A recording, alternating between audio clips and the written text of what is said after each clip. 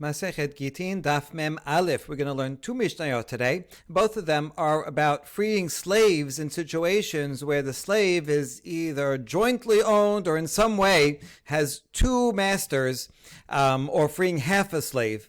So very interesting cases. We begin. Aved sha'asa'o rabo apotiki la'acherim v'shichrero. You have a slave who was made apotiki, means a designated repayment, kind of like a lien, but even more than a lien. Basically, a borrower says, listen, I owe you $1,000, and I am designating, just like you can designate a field or a watch to be a lien or mortgage or a guarantee for the loan. One could say, the slave, I am designating the slave to be repayment. And so that if I don't pay in with cash, then you will own the slave. So in some way, the lender already owns that slave because it's even more than a lien. He's really saying this is designated as my eventual payment. Now, here's the complication. Shichrero. Somebody frees that slave. We're going to see two opinions about who frees the slave. Is it the borrower, who's the actual owner of the slave, or is it the lender, who is he's kind of a partial owner of the slave because he will receive the slave if he doesn't get paid in cash. So who is freeing the slave? We're going to see both opinions. Let's just assume that it's the first owner, the borrower, who frees the slave. So now this was designated as repayment, but now is no longer worth anything. Can't be used as repayment because now the slave is free. So what do we do? Shurat hadin en ha'eved hayav kilum. According to the letter of the law, the slave is not required to have any responsibility at all for the debt. I mean, the slave, he's just an object, and so he just goes free, and that's it. אלא מפני תיקון העולם, כופין את רבו ועושה אותו בן חורין וכותב שטר על דמיו. Even though from the letter of the law he just goes free and he has nothing, doesn't have to be involved in anything at all, because the first master is the one who really owns him. However, because of tikkun ha'olam, and again we'll have to see what this means according to both opinions, but we'll follow the first opinion. Tikkun ha'olam is that the problem is, since the second guy, the lender, he thinks, oh, this slave is mine, he's going to go find them in the street and say, hey, you are my slave, right? You were designated as my repayment. So in some way, this slave bears some sense of ownership to the second guy. Therefore, we force Rabo. Now, Rabo is going to be whoever is the other person of Shichrero, right? We're going to be switching pronouns here a lot. So Rabo, in this version, if Shichrero was the first master, the borrower, Rabo is the second master, or the lender has to free him because he has, at least in the public eye, ownership, and maybe even has some partial ownership because he's designated as repayment for the loan. Will also write a get shichrur, ben chorin v'kotev shtar al damav, and the slave has to write a promissory note for his own value to the creditor, to the lender. In other words, in some sense, even though the first master freed him, let's say he's really actually owned by the second master. And so, yes, he gets his freedom, but his freedom comes as at an expense because he was designated as to be repayment for the loan. If he gains his freedom, then the slave is responsible to pay for his own value. We assume that the slave doesn't have any money, so he can't pay up front. And so that's why we say it's a promissory note. Now you're free, go get a job, and then eventually you will pay back the lender who, because the lender is out of his designated repayment. Okay, all that is Tanakama, according to one opinion, but we'll explain this Mishnah further. Rabban Shimon ben Gamliel omed eno kotev ela mishachrer. Rashbag says the slave doesn't have to pay, doesn't have to write a promissory note for his own value. Rather, the one who frees him has to pay. And in this case, in this interpretation, that would be the original master, the first master. He's the one that freed him. By freeing him, he makes him now not valuable, not usable as a designated repayment, and so instead he has to pay. He has to write a promissory note. Oh, I gave away the the guarantee on the loan. So now I have to give you a promissory note in order to make up for it, which makes sense. Okay, now the Gemara. Eved she'asa rabo apotiki v'shichrero. Mi shichrero. The question is, who is this verb? Who is the subject of this verb? Who is doing the emancipating? Is it the borrower or the lender? Mamar Rav, Rabo Rishon. Rav said it's the first master, meaning the borrower. Shurat Hadin and Ha'evet Hayav Kelum L'Rabbo Sheni. Now, according to the letter of the law, as long as, even though he's designated as repayment, eventual repayment, right now the loan is not up, and so at this point, the first master really is the true owner of the slave, and therefore, since he emancipated him, the slave is fully emancipated and can go home, and there's nothing, no one should be able to bother him. Why? Rava hekdesh hametz v'shichrur mafkin mideh shi'bud.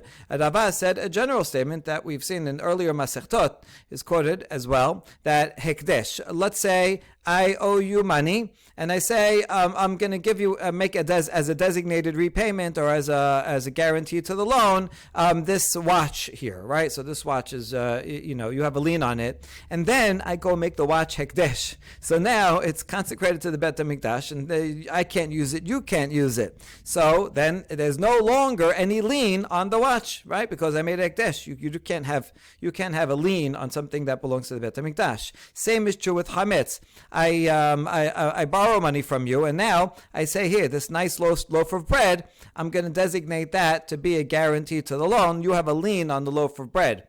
But now Pesach starts, and now the loaf of bread I keep in my ownership, and now it's worth zero because it's prohibited b'hana'ah. And so since it's worth zero, so it can't be used as a repayment anymore, and that also causes the shibud, the lien on it. You no longer have a lien on it. You lost the guarantee.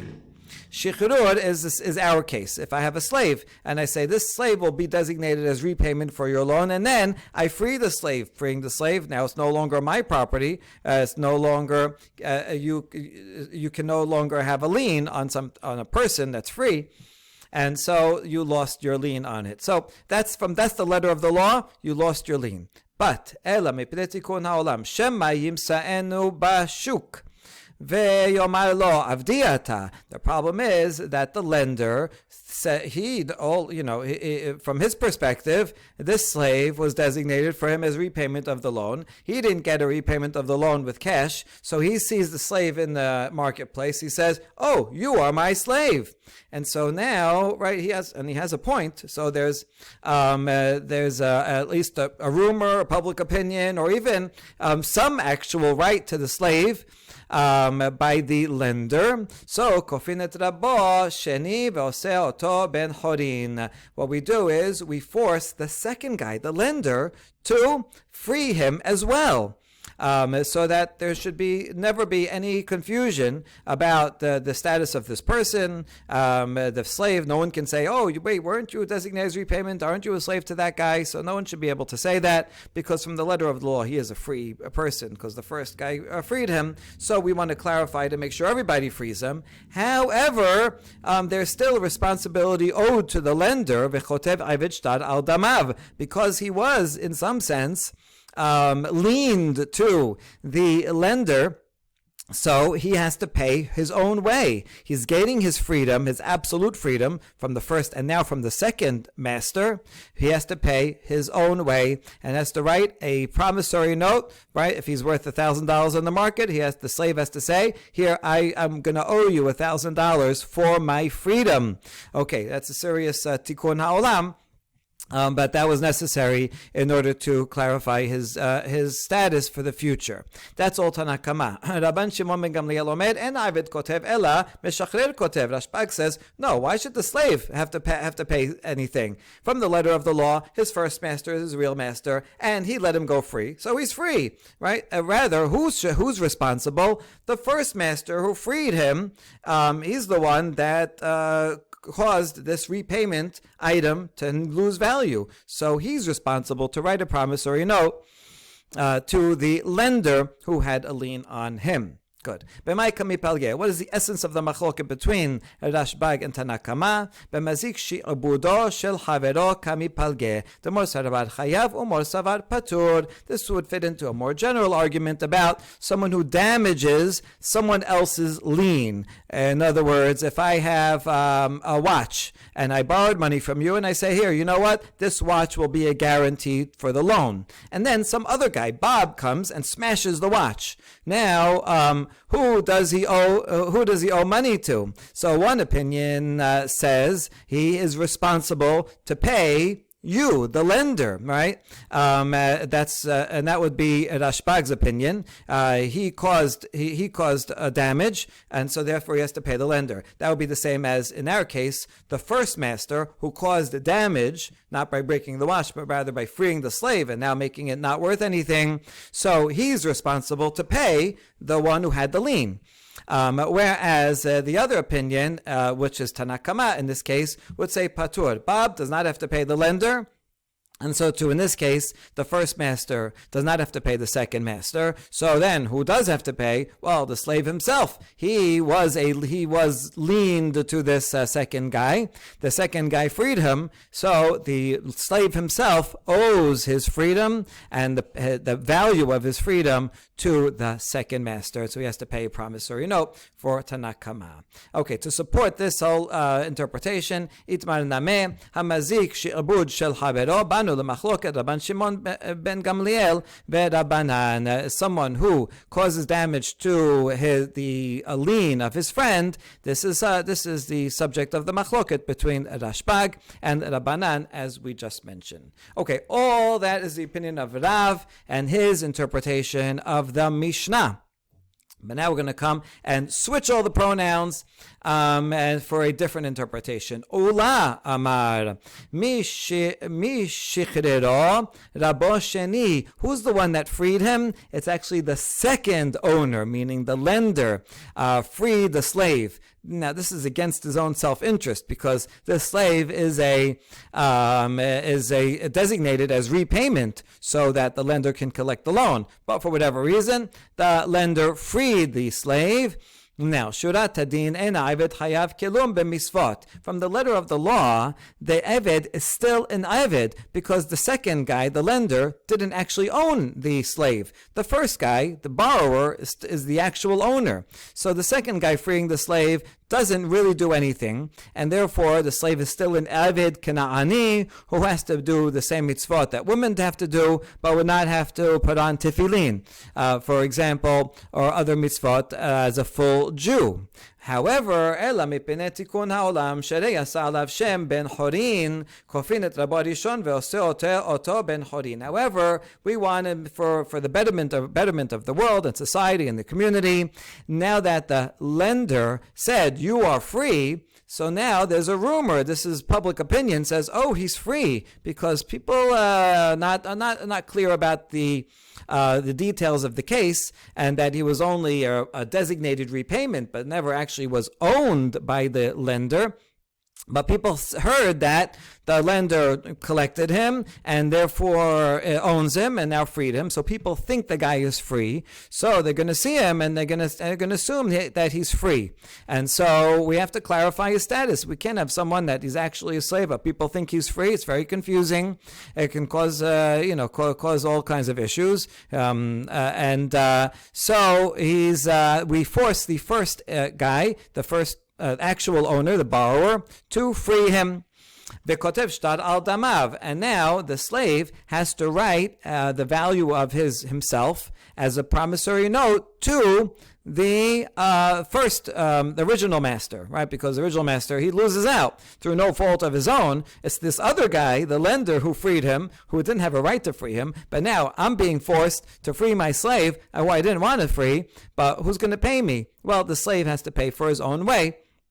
It's still better for the slave to have to owe money and be free. Probably, hopefully, he can get a good job and pay himself off and get on back on his feet. Okay, Rabban Shimon ben Gamliel omed, eno kotev ela meshachrer kotev. However, Rashbag says, what, the slave was just sitting there. He didn't do anything. So someone freed him. So, okay, good for him. Why should he have to pay? Rather, it's the one who caused the problem in the first place, that's the person who emancipated him. That's the lender. The lender caused this trouble by now making a public rumor that he's free, and that caused a loss of forcing the original owner to make him free. So therefore, the lender should pay a promissory note to the borrower for the value of the slave. Good. So that's Ula's opinion, right? Everything is switched. According to Ula, what's the conceptual essence of their controversy? They're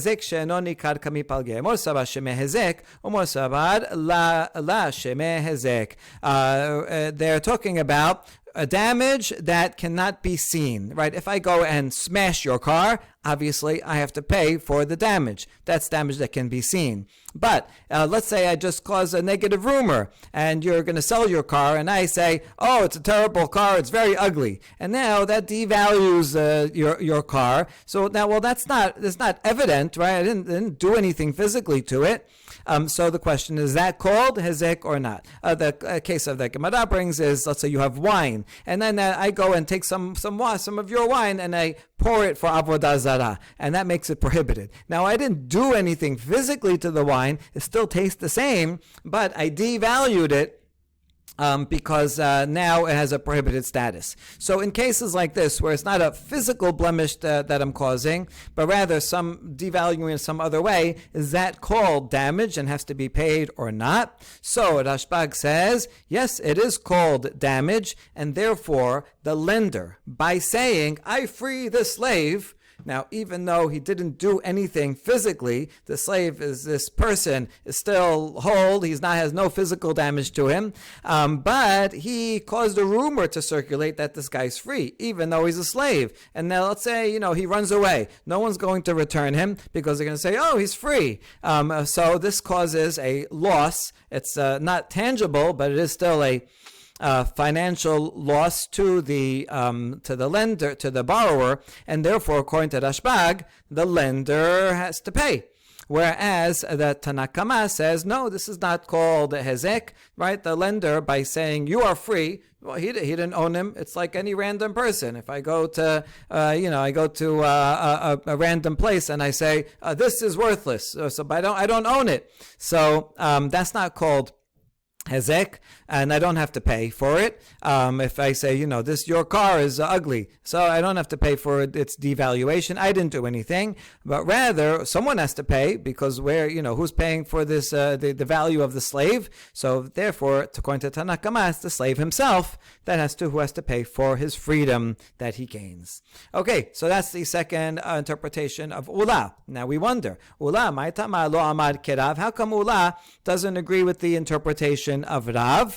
Amar lach sheni rabo karit le. Rav said that if the first owner emancipated his slave, then we force the other guy, and Mishnah calls him Rabbo. We force the lender, the second guy, to free him. So the second guy, would you call him Rabbo? Right, that's what it says in the Mishnah to refer to him. But the second guy is not actually his master, so it doesn't make sense. Rather, it says Rabbo. Rabbo means his actual owner, which should be the first one. So that's why Ula does not agree with the interpretation of Rav, and the other way around. V'Rav ma'itama lo amar ke'ula. How come Rav doesn't agree with Ula's interpretation? Amar lach sheni mishacharer karit le. Who he said, would you call the second guy the one who's emancipating? This is from the beginning of the Mishnah that says someone who makes his slave into a shibud for the other guy, for acherim,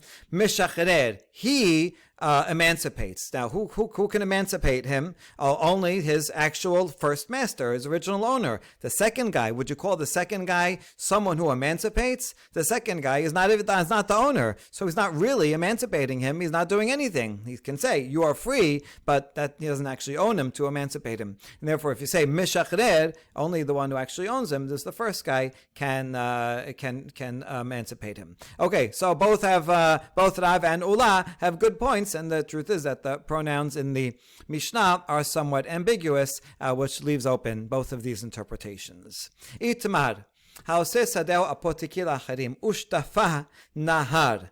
Ameh shapir na'eh amar b'Yochanan eno goveh misha'ar nechasim. Ve'Abu d'Shmuel amar goveh misha'ar nechasim. Okay, this is related to the Mishnah, just like we talked about slave who is used as a designated repayment but then goes free and therefore is no longer available. Here is a related case of someone who makes his field into a designated repayment for someone else, right? So I owe you money, and I say, here, this field A that's over here will be designated repayment. But then a river comes and floods the field, permanent damage. And so now what happens? So there's a machloket. Ami Shapir Na'eh, this was his name. Ami, who looked beautiful. I guess he was beautiful. He was also known to examine bechor animals, so to see if they're blemished or not. Maybe it has something to do with the unblemished status of the animals.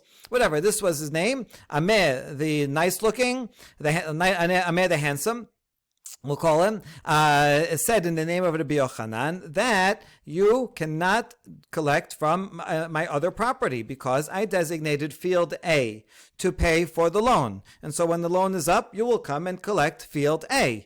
Field A now got flooded. Oh, it's your loss. Sorry, you cannot get payment from anything else. However, the father of Shemuel said, you can. I designated field A to say, listen, if I don't pay with anything else, then, you can collect from field A. You have a lien on it. But if field A gets flooded, I still have to pay the loan, and so I'll have to pay from other property, which seems fair.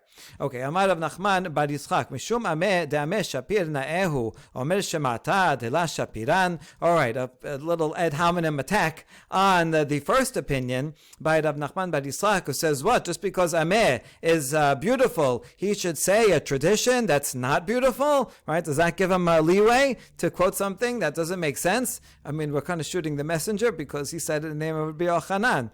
So, all right, but maybe he misinterpreted. He's saying, he says, you are beautiful, but your teaching is not beautiful, right? Doesn't make sense. Well, just because this thing got flooded, now I don't have to pay you at all, right? That doesn't make sense. I owe you money. I should have to pay from any property that I have.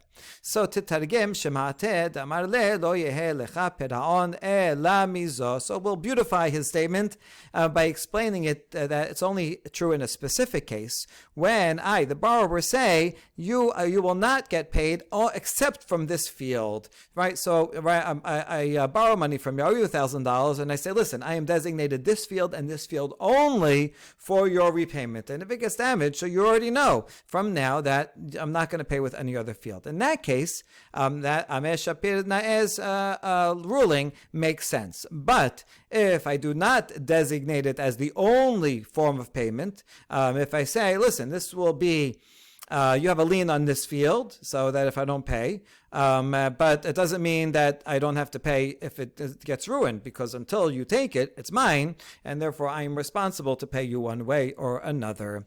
Good. Tanya na mehachi, and now this conclusion is also supported by a braita. Oseh sadeh apotiki la'acher ushtafa nahar goveh misha'ar nechasim v'im amar lo yehe lecha piron ela mizo eno goveh ela misha'ar nechasim. Braita says exactly what we said. If I designate a certain field as designated repayment, and then it gets flooded, so then you can still collect from other property. However, if I said you will not get paid except from this field and nothing else, then you cannot collect from anything else. Tanya Idach, there's another braita that's now going to make a distinction between different types of loans, a regular loan and a ketubah. Haoseh sada potki lebal chob v'lichtubat isha govin misha'ar nechasim. According to Tanakama, they're the same. If I owe you money, or if a woman is collecting her ketubah, and even though a certain field was designated, if that field is sold and so is no longer owned by the husband, the wife can go and collect from other fields, or the borrower or the lender can go and collect from other fields. That's Tanakama. Rabban Shimon ben Gamliel omer ba'al chov gove misha nechasim isha ena gova misha nechasim she'en darka shel isha lechazer al batei din. Rashbag agrees for a regular loan that yes, you can collect collect from other things. However, the woman cannot collect from other property. Why? Because we assume that when they first made the loan, they made the loan with having in mind that it will be collected from this field and this field only. Because it's not, we don't want to put women into a position that they have to go to Beit Din and say, oh, I had a lien on this property, but now he sold it, so I want to get another property. We assume that she's not going to go through, we want to save her the trouble, and therefore she is going to collect from that designated field only. So this ruling is really meant to help her, but in the end can also hurt her, because if he ends up selling that field, then she will have more trouble and not be able to collect from any other property. She'll have to actually end up going to court and finding a way to repossess that field from the buyer, or if it was damaged by flood, then she may just have a loss. So it is a potential help, but also could end up backfiring. We now come to the next Mishnah. Misha chesyo Eved v'chesyo ben Horin. Someone who's half free and half slave. How could that be? We'll see the conclusion of the Gemara today. Will be a simple case where someone is owned by two people. Two people, they're in partnership. Two people can own a field, they can own anything, they can own a slave, and one of them frees his slave. So that's a case everybody agree can work. The Gemara is going to discuss whether one person who fully owns a slave, can that one person free half of his own slave? That will be the discussion today. Okay, but anyway, the law is that a slave who is half slave and half free, oved et rabo yom echad ve'et asmo yom echad dibre bet Hillel. So according to bet Hillel, he will serve his master for one day, and he will be his own master for one day, because you can't say right half and left half. He's only going to use his right hand for his master, left hand for himself. That would not be practical. So bet Hillel says he switches off days. Bet Shammai omrim tikantem et rabo ve'et asmo lo tikantem. Bet Shammai says, okay, that's fine for his master. The master gets a worker every other day. But it does not help the slave for his marital status. Leisha Lisa shivcha efshar shekavad chesyo ben Horin. He can't marry a shivcha because half of him is free, and a free person can't marry a shivcha. But Horin efshar shekavad chesyo eved. He also cannot marry a free person because his other half is a slave, and therefore he can't marry anybody. So should he just remain celibate? Yibatel. V'lo lo nibra olam ela lepirya v'ribya shenemad lo to bera'a lashebet yesarah. The world was created for procreation, as the pasuk in Yeshaya, beautiful pasuk, says. God did not create the world to be tohu. It was tohu in the beginning, but He created it to be inhabited. And so Hashem wants people to have children, have families. A very important Jewish principle against other ancient groups that believed in celibacy. So we can't have that. Ela mipnei tikun ha'olam kofin et rabo ve'oseh oto ben Horin v'chotev shar al chasid damav v'chazru bet Hillel lehorot ki divrei bet Shammai. Rather, because of tikun ha'olam, so we force the master to the master who owns half of a slave to free that half of the slave that he owns, if it was by partners and the one who still owns it, or if it's one owner and he freed half, then the Bet Din will come and force him to free the other half, so that then he can be fully free and marry. And that is the opinion of Bet Shammai and Bet Hillel. When they heard that, they said, you know what, Bet Shammai, you're right. That is a better option, because not only do we want to help out the master who can serve him every day, but we want to help out the slave first, and he should be able to have a right to marry and have children. And so halacha, Bet Hillel agrees with Bet Shammai. Gemara, Teno Rabbanan, Hameshachrer Chasi Avdo. Rabbi Omer Kana, Hachamim Omerim Lo Kana. So now Gemara is going to discuss how we get to such a case in the first place. We'll end up concluding that if two people own a slave, then for sure one person can free him. But the question here is, if one person owns the slave and that one owner frees half of his slave, does that work? Can you do such a thing? Rabbi says, yes, the slave acquires half of himself. Hachim say, no, he doesn't get anything. There's no such thing as freeing half a slave. Amar Rabba, machloket bishtar, de Rabbi sabar vehofte lo niftata, o chufsha lo nitan la. So Rabba says, this machloket between Rabbi Yehuda Nasi and Chachamim, that's only regarding if he emancipates half of his slave using a shtar, a get shichrur.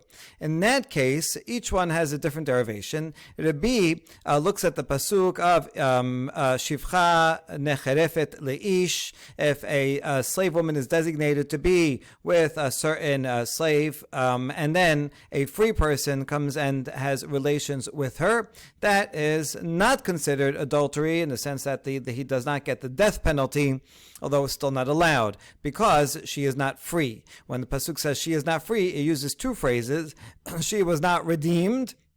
That implies money, and it uses a double phrase, hofte, lo niftata, which we're going to see later on, is interpreted to mean she is freed, she is not freed. How does that work? Oh, she can be half freed. So yes, with money, that she can be half freed, and everybody agrees to that. But then the second half of the pasuk says freedom was not given to her. This is referring to shtar. So, maki shtar lekesef. Ma kesef ben kulo ben hasyo, av shtar name ben kulo ben hasyo. According to the Yehuda Nasi, this is all in Rabbah's interpretation of the Baraita. So we have a Baraita between Rabbi and Chachamim, and now this is Rabbah explaining that this machloket is only regarding a shtar, but for money, everybody would agree that you can do half. And so Rabbah is explaining Rabbi's derivation, that we make a hekesh in the pasuk, since they're back to back, that a shtar should be like money. Just like with money, yes, you can free all or half, and everybody would agree with that, because just like with you, if you own a land, you can sell half the land. So too, you can sell half a slave. With money, that's no problem. But with a shtar, that's more ambiguous. Can you do that? So the B says yes, because they are mentioned back to back. However, Rabbanan, Gamre, la meisha. Rabbanan, they make a gizera shafa, not a hekesh, and says lo nitan la regarding a slave, and it says vechatab la sefer kiritut regarding the get for a married woman. In a regular case of free people who are married, a husband cannot half divorce his wife. That makes no sense. And so since that's true for a woman, where you have the word la, and that's a get that's given to her, so too for an Eved, we learned la, and Eved who is freed with a shtar also has the same as a get, is all or nothing. But everybody would agree, both Rabbi and Chachamim, that if he uses money and gives money to the slave or to someone and says, here, you are half free, then he is in fact half free, and we learn that from Hafteh and Lo Niftata, right? That's half and half. Peduya, that she is redeemed, but also not redeemed. How could it be redeemed and not redeemed? That she is half redeemed. Oh, good. Now, lema b'hakami palged demor sabar hekesha adifa, mor sabar gezera shava adifa. Now, what is the reasoning between the derivations of Rabbi and Chachamim? How come Rabbi learns that a shtar, you can use a shtar to become half free, and maybe because he says hekesh is better than a gezerah shava, whereas Chachamim say no, gezerah shava is stronger than a hekesh, right, which is the stronger methodology. So it could be that that's what they're arguing on. But then we say not necessarily la dekula alma gezerah shava adifa. In fact, gezerah shava, you have a word here and a word there, that's stronger than a hekesh. But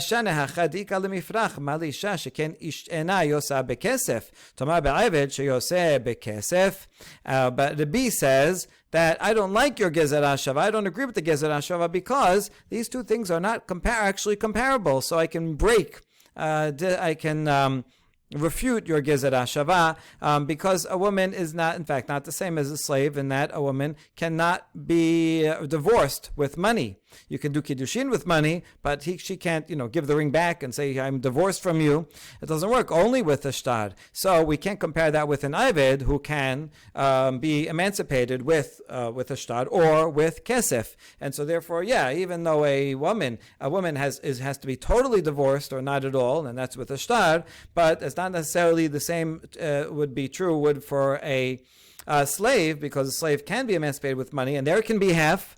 So therefore, this is a different law, and so a slave should be able to be half freed with a shtad also, and that's Rabbi's argument. All right, all that was Rabba's interpretation of the Braita. However, Rav Yosef Amar machloket bekesef. Rav Yosef says no, the machloket between Rabbi Yehuda and Hasin Chachamim is actually regarding money. That Rabbi says yes, it works, and Chachamim say it doesn't work.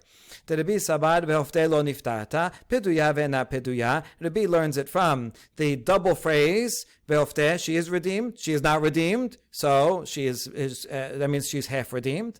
Well, and that's we're talking about money. Rabbanan sabri dibera Torah kelshon bnei adam aval b'shtar dibera kol lo kana. Rabbanan say the Torah speaks in the regular language of man, and in normal language, it's common to use a double verb for emphasis. In this case, when you say shamor tishmor, aser ta'aser, it means you shall surely watch, you shall surely give maaser. When you put a law in the middle, it is also a helping verb for the negative. Ve'hafte lo niftata, she was surely not redeemed. Ve'hafte is just a setup, right? Was she redeemed? She was surely not redeemed. Same as v'nakeh lo yenakeh. That's a compound verb that means surely the sin will not be cleansed. So that's why it's really interesting that in our tefillah we stop it in the middle. It says v'nakeh, period. It is cleansed. Our sins are cleansed, and just leave off the lo yenakeh. The nakeh is really supposed to be an emphasis on for the negative verb. Okay, so here Rabbanan say dibrak shel bnei adam, and therefore they don't learn anything from the double language here. And so Chachamim say that for kesef also you cannot redeem half. When it comes to a shtad, everybody agree. Even the Rabbi Yehuda Nasi would agree that a shtad is all or nothing, because you're giving her a shtad, and so that's it. Giving the slave a shtad, he becomes totally free. So in other words, in Rav Yosef's interpretation, according to Rabbanan, you can never, one master can never free half of his slave. Okay, then we're going to ask about Rav Yosef. Then how does he explain the Mishnah? What case is the Mishnah? So he'll say it's talking about a partnership. Now we challenge this. Metibe hameshachrer chasi abdo bishtar. Rabbi omer kana. Chachamim omrim lo kana. Tiyubta de Rav Yosef. Tiyubta. Here's a braita that says someone who frees half of his slave with a shtar, and that's the machloket. Rabbi says it works. Chachamim say it doesn't work. So this fits with Rabbah. It is against Rav Yosef, and so we say, you know what? This is in fact a refutation of Rav Yosef, and we're assuming that Rav Yosef would have to change his mind at this point. Now, wait a second. Nema bishtar hu de pelige, aval bekesef la pelige. Lema tevet yubtad Rav Yosef betarte. Now we further question this baraita. This baraita doesn't say anything about kesef. Is there also machloket or not? From the fact that the baraita says mentions shtad only, sounds like that the argument is only regarding shtad, but regarding kesef, there's no argument, and everyone would agree that it works, right?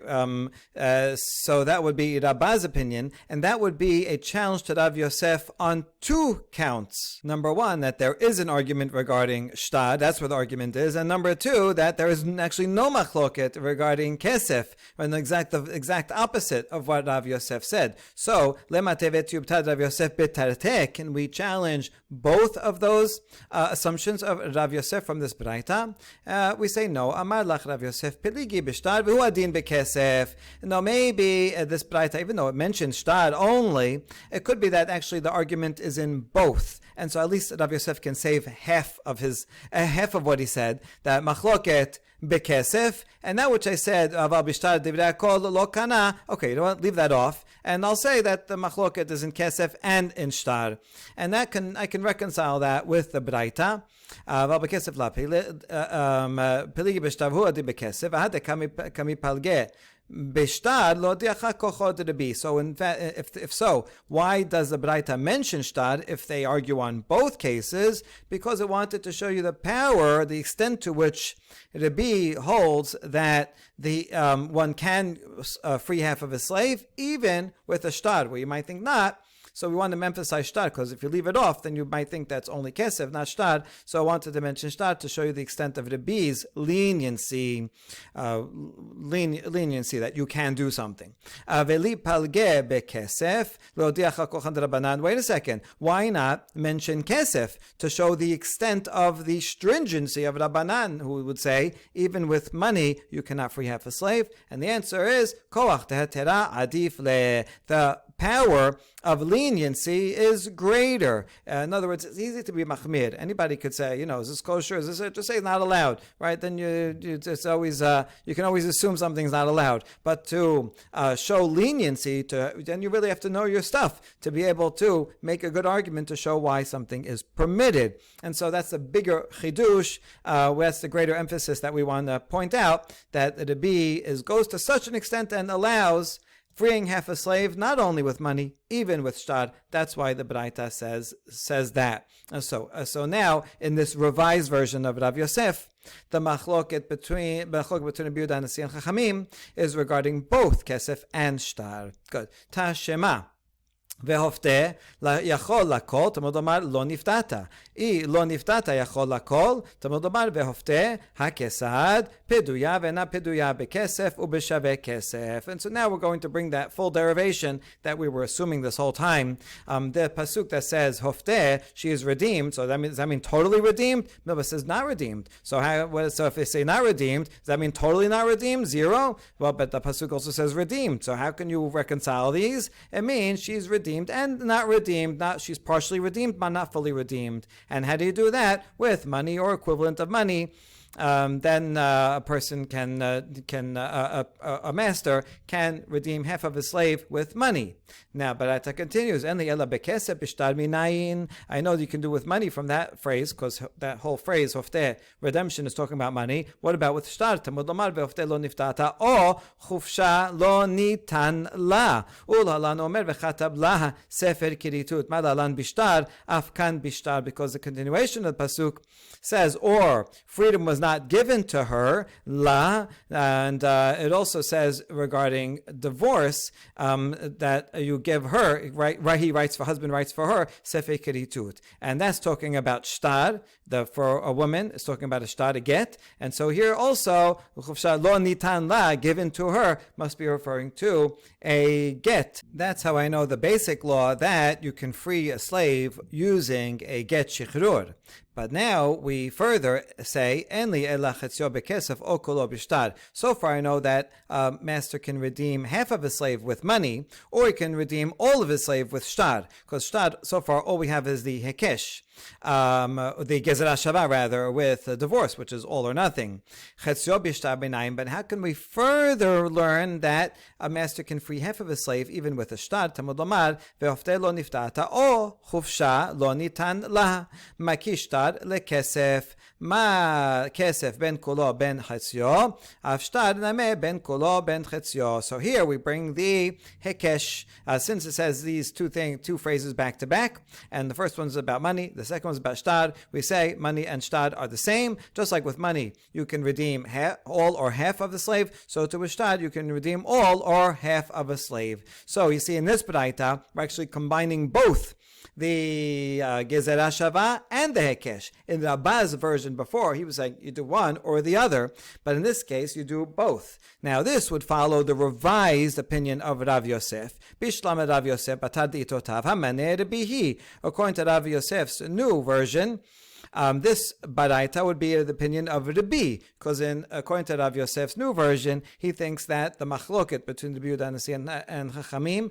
applies both for kesef and shtar. In both kesef and shtar, Chachamim say you cannot redeem half ever, but Rabbi says you can redeem half of the slave, both with kesef and shtar. That's what the Braita just said. Very good. Ela l'Rabba resha divrei hakol v'sefa Rabbi. But Rabba, how would he interpret this Braita?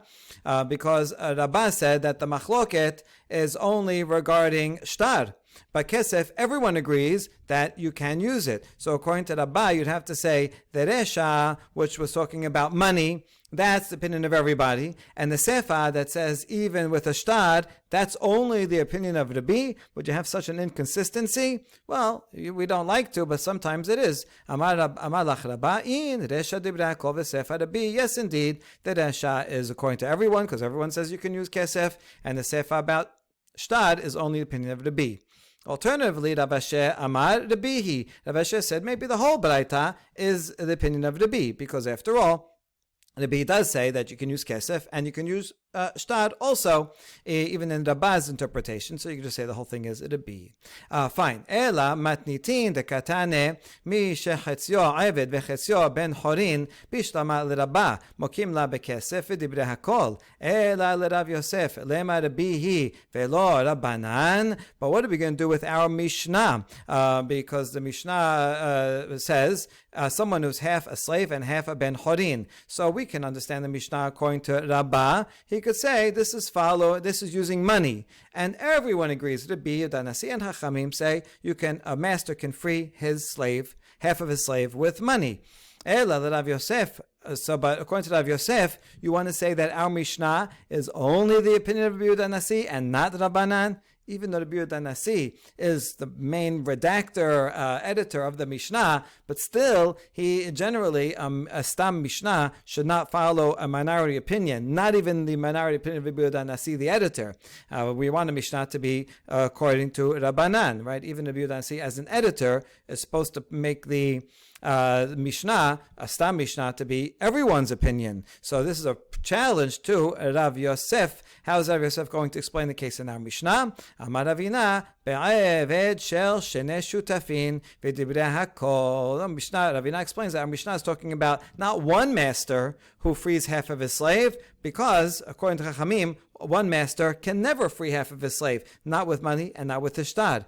But if you have two masters that jointly own a slave, then everyone agrees, even Chachamim say, one of them can fully free his ownership, which is half of the slave, can fully free his half of the slave, but that will leave the other guy who still owns half. So you can definitely have a case, a situation where someone is half free and half slave, even according to Chachamim. Baruch Adonai Le'olam. Amen ve'amen.